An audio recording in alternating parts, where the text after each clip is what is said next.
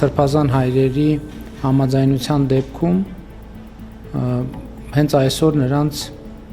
կհրավիրեմ հանդիպում կխնդրեմ, որպեսզի նաև նրանց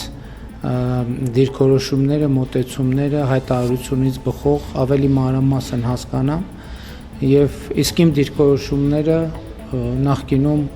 արտահայտելու առիթ ունեցել եմ եւ այդտեղ կարծում եմ նորություն չկա։ Ես գիտեք, այս պահից արդեն ասացի հնարավոր հանդիպումից հետո կամ ավելի ճիշտ միջև հնարավոր հանդիպումը լրացուցիչ մանրամասների մասին կամ լրացուցիչ մեկնաբանություններից ձեռնպահ կմնամ։ Կրկին ուզում եմ ասել, որ որպես պետության ղեկավար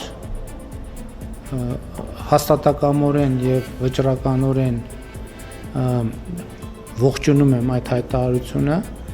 եւ նաեւ այն ընդունում եմ որպես հայաստանյան առաքելական Սուրբ եկեղեցու